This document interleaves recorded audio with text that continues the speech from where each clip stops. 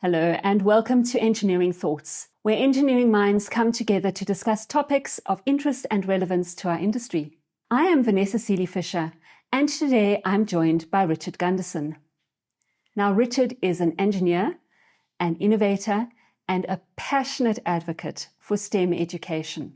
With his background in mining engineer, Richard is now the driving force behind the STEMulator platform, where he proudly calls himself the chief instigator and influencer. Since 2019, Richard has been on a mission to ignite curiosity in young minds by making science, technology, engineering, and mathematics more accessible and exciting. Through the STEMulator, he's helping learners across South Africa and the world explore how the world works, one virtual system at a time. Welcome, Richard. We are thrilled to have you join us today. Oh, thank you. It's a pleasure.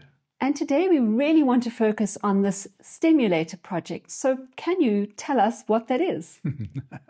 That's the hardest question first. Yeah, it's totally new. Mm-hmm. It's an online resource. It's an exploratory where kids can go and literally explore, clicking on various items on a visual landscape.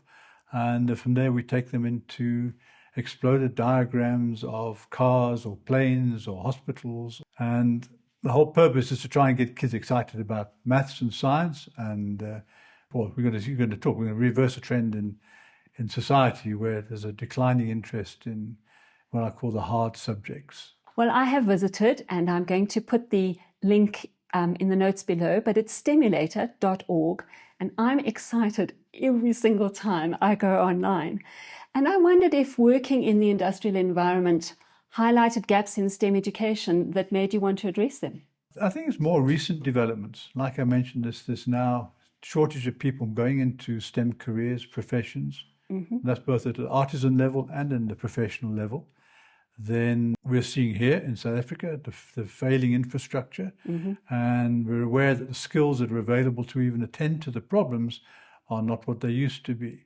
Mm-hmm. And so we need to try and really put some strength back into those skills. And quite often we're hearing that maths and science have been dropped because they're too difficult. Mm. And then a year or two later, the child is thinking, I might want to be an engineer or a doctor. And then, I'm sorry, but you dropped maths and science, or you went down to maths literacy or something, and that really is going to make life difficult. In fact, it almost excludes those options. Mm. So its prime purpose is really to spark an interest in science and technology and take out the fear factor, because I think a lot of the resistance is actually a fear amongst the kids that they don't know what it's about. They haven't been inside. They haven't had a look. Difficult. And we really are trying to do that. We really do take everything to pieces so that you get to see inside, including the human being. That's so interesting, and I'm enjoying learning about a little bit of the background, and I wondered how your training and your background as an engineer shaped the way you approached the development of the STEMulator. The STEMulator came out of one of those strange coincidences in life. Mm-hmm. And my colleagues at ProSet, they were going to school careers fairs and what have you, and they used to take a cartoon along. They used to put the cartoon on the table, and it would have a mountain and a river and a plane and a hospital. And they'd ask the kids to have a look at this and sort of show where their interest was. At the same time, the company I was working for at the time was doing these refrigeration systems, and we were handing these systems over to the mine. And the guys weren't quite sure what they were getting, because there were four sets of pipes. One had cold water, one had very cold water, one had hot water, one had not so hot water. And these pipes had gas in them. So we took our 3D drawings and we had them rendered by a company that did that sort of thing. And then we said, can we make the pipes transparent so we can actually show what's actually flowing inside the pipes? Mm-hmm. So then we did that, and then we colored the water. So the hot water was red and the cold water was blue. And all of this thing became quite an educational thing. And the company doing that also had a client who was making solar-powered ATMs for use in remote, sometimes temporary for events or what have you. Mm-hmm. And the clients were sort of a bit curious about what they were paying for. So they had this whole animation which literally exploded the ATM and showed you all the batteries and solar cells and the dish to go and talk to the microwave towers and the security system and the ATM itself. And we said, imagine if we could do that with a car or a plane or an MRI machine in a hospital, or even inside the human body, show what the heart's up to. So that really was a merging of sort of, as I say, it was a coincidence that here was a need, here was a skill, and we basically said, well, we actually started calling it the exploratory at the beginning. Okay. And there's a crowd in San Francisco. They've got a lovely museum called an Exploratorium. And I contacted them and they said, hands off. Right. Okay. Very happy to what you're doing, but no, there's no relationship. There's no, you can't use that name. So we tried exploratory as a bit of a variation, and then said, no, come on. STEMulator sprung out of nowhere one day, and we said, whoa, that's quite lovely. It's so interesting because engineers really are problem solvers at heart. And I'm seeing that you've been solving small problems, but as well as, I guess, the biggest problem, which with the STEMulator must be to try and address this need for some background in STEM. Yeah. When we started, we decided we need to have a good spread here. We need to have nature, we need to have agriculture, we need to have energy, we need to have the hospital and the farm. And we have the house as well. So inside the house, we show you a lot about your own house. We show where the plumbing goes and the walls and the electricity conduits. We show the drainage. And then the more recent variation is we've taken, if you open the pantry now and you click on the loaf of bread, we will take you to the wheat field where the wheat came from, and then show you how the wheat becomes flour, becomes bread, and then eventually ends up in the store. And quite a few people actually don't even stop to think where things come from. And the same thing we will do with peanut butter and cheese and the milk and the cow. And so slowly but surely, it's evolving in many directions, and it's way beyond what we originally intended. It's a monster project now. It's huge, and the potential is even bigger. Well, I know that I am often drawn to the click, click, click in it to see what is new. That's been one of the great thrills I've had.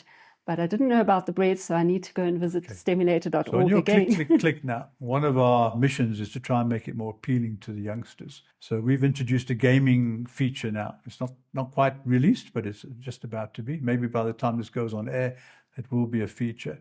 And it will be some sort of gaming angle where the more you visit, the more points you score, and the more, you can do better than your mates, and you've been to see more pages, and you know more. So we're hoping that will encourage people to go and search every corner of the STEMulator, and the number of corners is growing. Every week we're adding new content. So that's fantastic. Yeah, now, is there a cost to the STEMulator? Do I need to subscribe to it?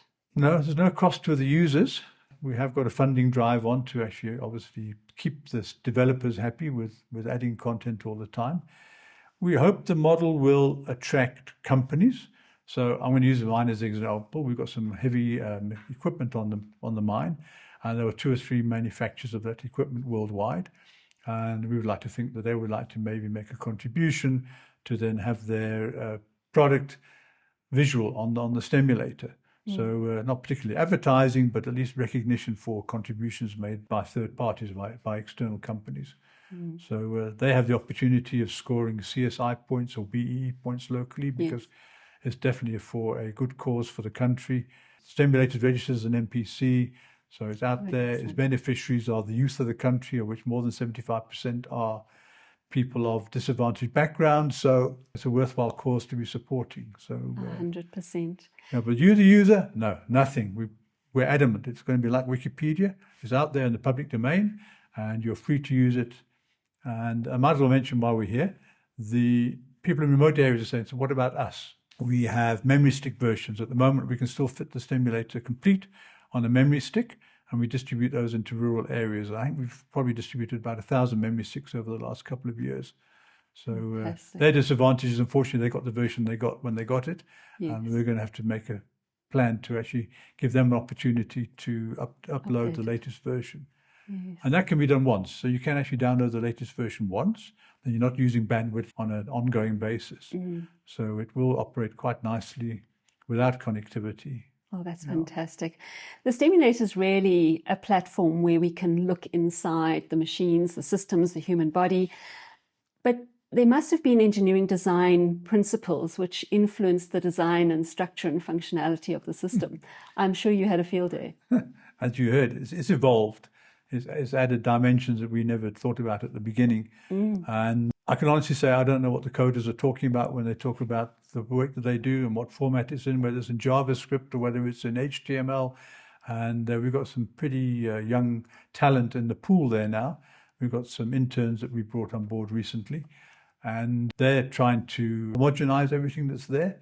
So it's got to the stage now where it needs to be sort of standardized so we can add new content quite easily. Then the direction of approach is changing. So we had like the house, as I mentioned, with a loaf of bread, and we had the farm with the wheat field. And you could start your journey anywhere. You could even start in the factory and find the bread, find the bakery. So we were wide open. Now we've added a school. So we have the whole curriculum laid out inside the school. We got class by class. So if it's topical for the curriculum in that particular age group, we can also take you into the landscape to actually show that what you're learning about is actually relevant. Yes. So another one which is in the short-term to-do list is we need a science center. So there are things like magnetism, light, gravity, which you can't go to the STEMulator and find that out for yourself. You actually have to go and witness these things happening. So the school's got a laboratory, a science lab, which we basically assigned.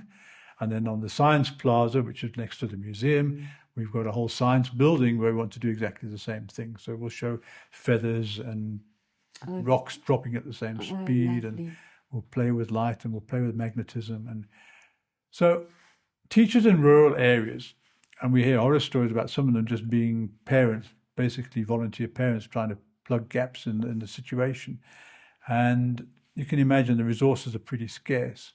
So we hope very soon to have every single experiment that a teacher is expected to do actually on board in the STEMulator. So all they will have to do then is worry about explaining the concept and maybe the application in the real world. And we give them some notes for that as well. They will then focus on getting the message to the kids, but knowing that the experiment is going to work because the camera's in the right place, everyone can get to see what's going on, and it's been done professionally. So yeah, what are we doing? We're going off in all sorts of directions. Yes. We're trying to keep ourselves under control because it's too easy to get distracted. I know that my favorite in the school classroom, because I've been to visit the school and I've looked at some of the syllabi and been very encouraged, exactly as you say, that the content is there for the child who either doesn't have access to a teacher or a teacher who doesn't have access to resources. But for me, the best is the periodic table. That click on carbon on the periodic table and it pops out the diamond and it pops out the graphite. I just think it's brilliant. These interactive periodic tables are my best. So you mentioned earlier that the huge thing about the STEMulator is you can get everywhere in about 3 clicks. Right. So my wonderful example is this machine that harvests olives. I saw it once on, I don't know where it was. It could have been Twitter, could have been LinkedIn. I actually can't remember. But when I wanted to find it, I couldn't find it. And that drove me. And I was trying to explain to my colleagues, you must see this. So on the STEMulator, you click on the farm, you click on the orchard, and then you click on the olive. So in 3 clicks, you've got from hovering over the Mother Earth to actually go inside the olive orchard and see this machine doing the... And most places on the STEMulator can be visited in 3 clicks. So it's a very efficient navigation system into an encyclopedia network. So as an overlay, I mean, we're big friends of Wikipedia. So Wikipedia is represented on all our pages. I don't think they know, but they're there. They're in the public domain. We're in the public domain. Sharing is caring. So that's what we do. And if you click far enough, then you can go to Wikipedia and get chapter and verse from that encyclopedia. The STEMulator is an appetizer. It's not the encyclopedia, but it's a wonderful on-ramp to that wealth of knowledge that exists on the internet. So we just want to get the juices going. We just want kids to start getting, in other words, finding a way to get answers to their curiosity. By just without breaking anything and without hurting anybody, they can actually just go on there and have a look for themselves, and they can go wherever they feel like. There's no route. Yes. Yeah. So that's also lovely because they're not being prescribed or dictated to, which children rebel against. This way you can say, hey, you want to go through the school? Perfect. And you don't? That's also fine. You'll still get there. That's fantastic. I'm sure just in putting this all together, you mentioned that you're using it in under-resourced or low-resourced areas. You must have high-end devices that are also being used. What kind of technical and logistical challenges have you faced in designing this platform that can be used on the latest and greatest new computer and also on an old antiquated tank? So we have been lured towards obviously lots of volume on YouTube, which I find unfortunately is quite tedious, it's quite heavy. It's got big introductions about someone trying to explain why he's a world's expert on whatever. And all the kid wants to see is, how does it work? How does this get together? How can I, so we've avoided that because that's also quite bulky. So we will provide hyperlinks. So if there's a good video out there explaining something in great detail, then the hyperlinks will be there, but it's not actually in the STEMulator. The other aspect is that people come to us with their virtual reality glasses and what have you. I said, surely we can incorporate this into the STEMulator. I said, I'm very happy if you incorporate the STEMulator into your world. We can't bring the virtual reality into the STEMulator. It's just going to change the whole dynamic of the project. So we really are focusing at this stage on keep it simple and get it to where it needs to get to.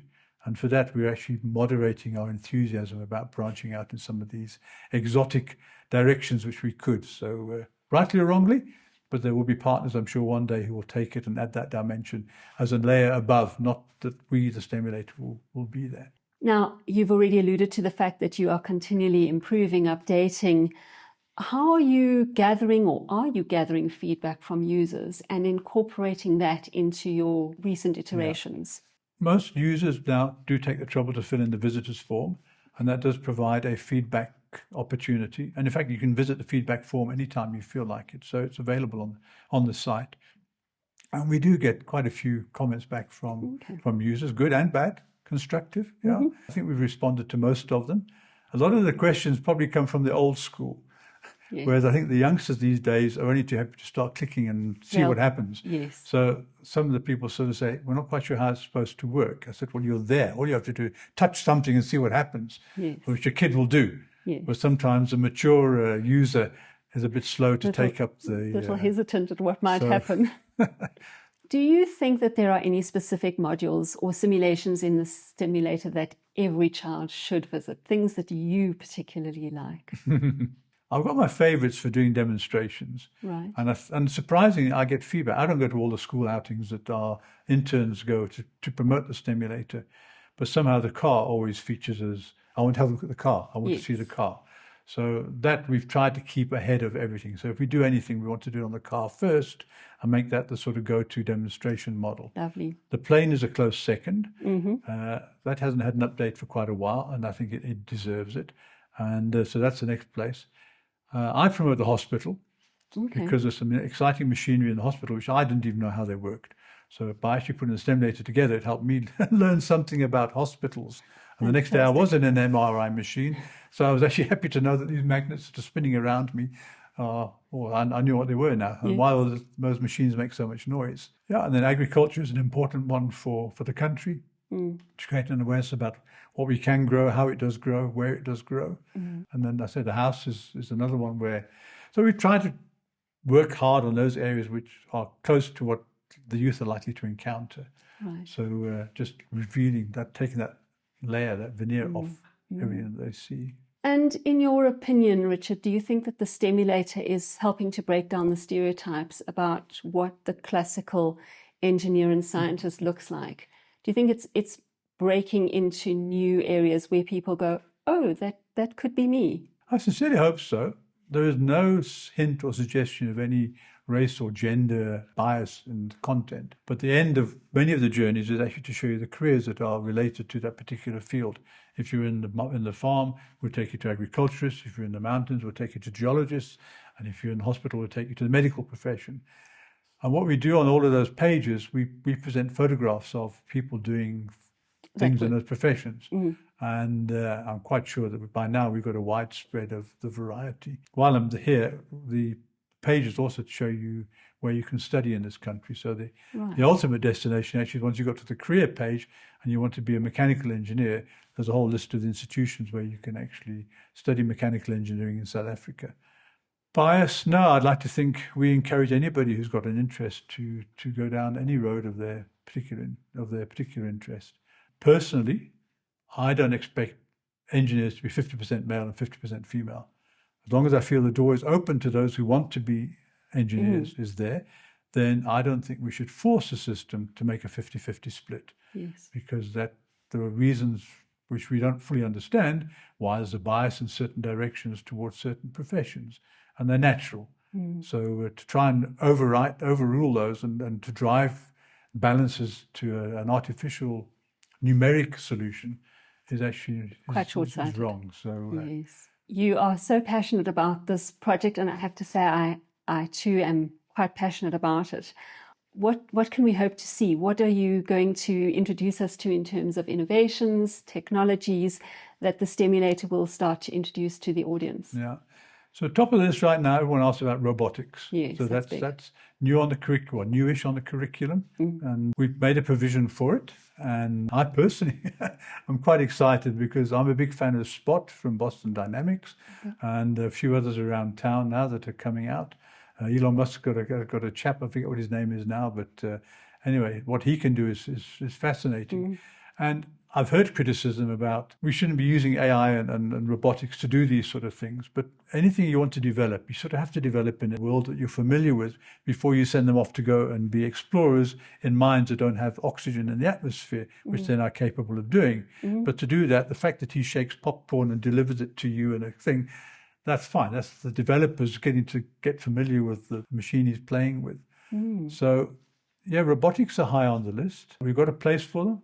We've got a museum building on the platform, and that has actually a room dedicated to robotics.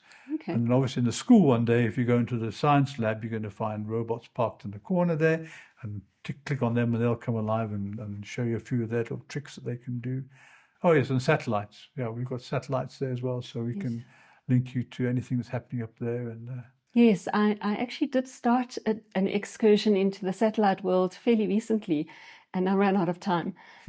So I didn't do more than we don't have a lot right now, but there's a lot going on. So if you ask where we're going to expand into, and that's got to be high on the list. Yeah. There is so much. The world is so interesting. It's so diverse.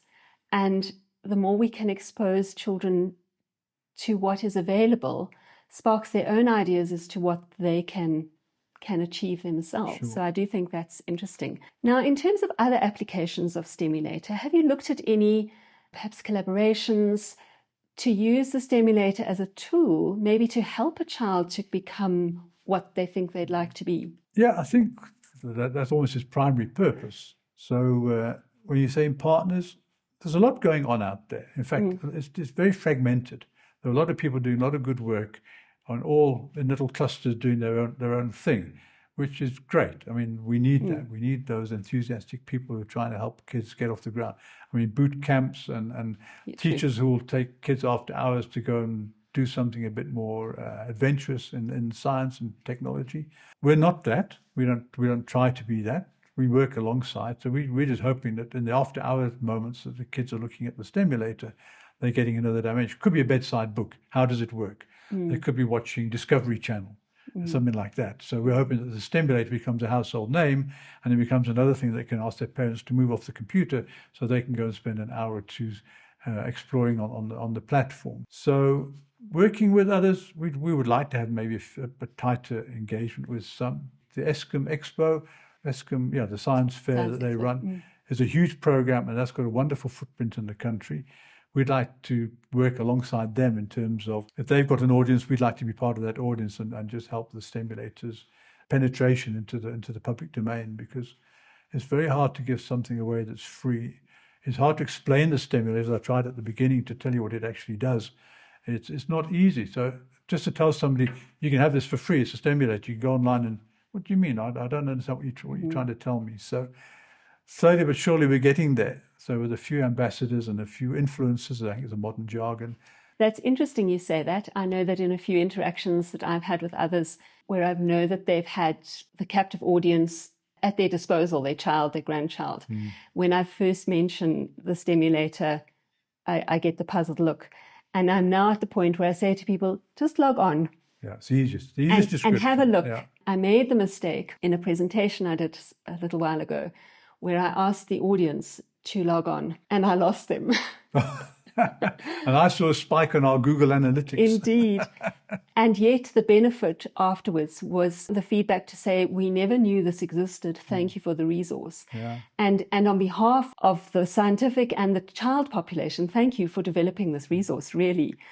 And Richard, in terms of interesting applications where you see that STEMulator might have a different value add other than just with the child or with the teacher? Are there any other interesting applications? Here's an interesting one that came out with a discussion with an online education organization. They were keen to supplement their psychometric testing with an analysis of where the user might have been on the STEMulator. So they said they do the psychometric testing, they get the usual results out of there. But like my colleagues with the cartoon on the table, they don't get the feedback as to where the child's interest lies. So they said, could you, if the child uses the STEMulator for half an hour or something, give us a report back whether they stayed in nature and agriculture, or whether they went to the car and the plane, or whether they went to the human being and the hospital. So we're actually busy developing that right now. So that's another dimension. So it'll be trying to get a feel for where a child's interest particularly lies. That is such an interesting application. And really broad thinking by the people who raised it as a question, to see that there is value by trying to see where our attention stays. And children's attention isn't great at the best of times, so if their attention is being held by something. So we can tell whether they flipped through the pages or whether they took the time to go to the bottom of the page and read the content. And sometimes it takes some reading to go through and see where is this going to. You mentioned earlier about the links to the universities, which I think is incredibly valuable. And in a few instances where I've offered it to someone and I've said, oh, and it'll tell you what courses would get you into this field. And someone said, oh, look, there's my university. So there was quite a lot of interest in that regard. Heading back, you mentioned about the sort of current future plans include robotics. What about robotics on this side of the STEMulator, influencing and taking over the STEMulator? I wish. There you are.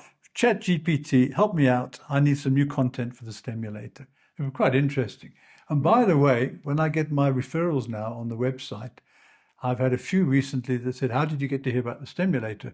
And they said, through ChatGPT. Oh, well, wow. that caught me off balance because that was the last avenue of referral I was anticipating. Yes. So we've got a presence on all the social media platforms. So we try and trap everybody we can. And again, we've got this whole problem that we're trying to get to the kids. Yes. But the only people we can engage with is the parents and the teachers. That's a huge dilemma for us. So we know the kids will like it when they get to see it, but how are they going to get to see it? Word of mouth between themselves and the class, that's not a huge audience. Yes. So we really need to work hard to get to the parents and the teachers, which is why we still plug away at the social media platform. But I think it's fair to say that Facebook doesn't have a category of education in terms of its what do you do? What does your organization do? Which is a sad reflection. But, yes. But I think LinkedIn, you're appealing to the teachers and the parents. Instagram, definitely. And TikTok, let me not say age barriers, but TikTok is an excellent platform. And so, yes, I can see AI can help you develop content, but it's probably not going to take over your job in a hurry. Not right now. Finally, Richard, as we close off, both with your engineering hat and your educator hat, what keeps you passionate about this mission after all these years? Yeah, I feel I was there at the birth. So it really has been something that I felt I was in the design team and it's what we wanted it to be. And as I say, it's grown way beyond what our initial dream was. But I have to honestly say it's my baby. And it's now growing up. And there's no way that I'm going to abandon this baby until it's got to a level of maturity. So it's my payback to my profession. It's something that, happened in my space. I'm happy that it has. And it's remarkably time-consuming, but it's again, same as I do with my engineering job. It's remarkably rewarding because I'm watching this thing grow and expand and get all these new dimensions to it. I need to find some more influential contacts so that I can actually make some international progress with it. But I have every intention of this being a household name in a couple of years' time. Well, this is a start. So don't forget to explore STEMulator.org. You will not regret any moment of your experience. And Richard, thank you. This has been such an interesting discussion. Thank you for sharing with us your passion, the birth of your baby, and the growth of it. I know that the STEMulator has got an incredible place to hold in our society. It's a phenomenal tool. I think every young child, aspiring scientist, a longing to be engineer really needs to find it, and we will do what we can to help the journey. But thank you for taking time to talk with us. It's been a pleasure. Thank you very much. Lovely. It's a pleasure. As we close off today, I want to say thank you for tuning in. I encourage you again, please explore STEMulator.org. Follow them on social media, as we love you to follow us. And it's really something, every single post is something interesting, something perhaps outside of your own knowledge and experience worth following. And thank you for tuning into our Engineering Thoughts series. Please don't forget to subscribe and to turn on notifications for this series so that you don't miss any of our future videos. And we really look forward to seeing you next time. And until then, remain curious.